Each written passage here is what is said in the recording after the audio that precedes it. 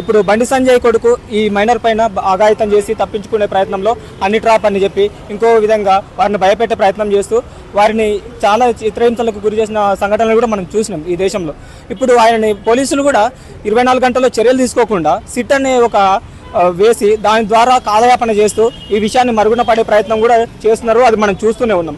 ఇప్పుడు సీఎం రేవంత్ రెడ్డి కూడా బండి సంజయ్తో పాటు వత్తాసు పలుకుతూ బండి భగీరథ్ని బయటకు పంపించారు. వాళ్ళు అబ్స్కాండర్ అని ఈ కేసును డీల్ చేస్తున్న ఎస్పీ గారు చెప్తున్నారు. ఆ విధంగా ఎట్లా జరుగుతుందంటే దేశంలోనే అత్యున్నత వ్యవస్థ కలిగిన సైబర్ టీం కలిగిన వ్యవస్థ మన తెలంగాణ రాష్ట్ర ప్రభుత్వం అనేది. ఎక్కడో అడవుల్లో మారుమూలలో ఉన్న అడవుల్లో ఉన్న అన్నలని ట్రాక్ చేయగలుగుతారు, ఈ స్విచ్ ఆఫ్ అయిన ఫోన్ని ట్రాక్ చేయలేరా? వీరంతా కలిసి ఈ నాటకం ఆడుతున్నారు. దీనికి రాష్ట్ర ప్రభుత్వం కూడా సపోర్ట్ చేస్తున్నది. బండి సంజయ్ దీనికి బాధ్యత వహిస్తూ వెంటనే ఆయన పదవికి రాజీనామా చేయాలి. ఇప్పుడు అదే ఒకవేళ సామాన్య ప్రజలైతే ఈ విషయంలో వారి తల్లిదండ్రులను తీసుకొచ్చి స్టేషన్లో కూర్చోబెట్టేవారండి ఒకవేళ పిల్లగాడు దొరకకపోతే. మరి అలాంటప్పుడు ఇప్పుడు బండి భైరథ్ అబ్స్కాండ్ అయినప్పుడు బండి సంజయ్ని తీసుకొచ్చి స్టేషన్లో కూర్చోబెట్టమనండి ఈ పోలీస్ వ్యవస్థను. ఆ దమ్మున్నదా?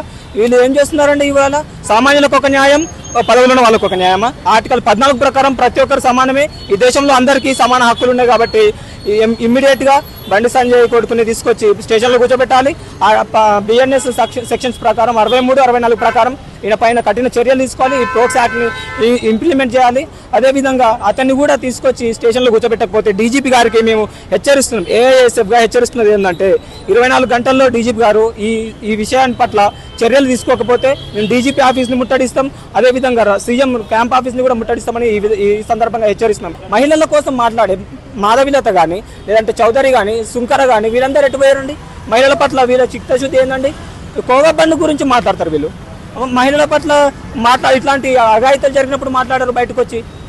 ఇప్పుడు ఆ కేసులు డీల్ చేస్తున్న వ్యక్తి కూడా ఒక లేడీయే, ఆ ఎస్పీ గారు కూడా ఒక లేడీయే. మరి ఆమెకి ఎటువంటి చిత్తశుద్ధి ఉందండి ఈ కేసు పట్ల?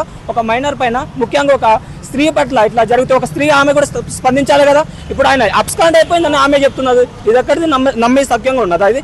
కాబట్టి మేము ఈ సందర్భంగా ఒకటే డిమాండ్ చేస్తున్నాం, మీరు సత్వర చర్యలు తీసుకోకపోతే మేము ఖచ్చితంగా తీవ్ర ఉధృతమైన ఉద్యమాలు చేస్తామని హెచ్చరిస్తున్నాం.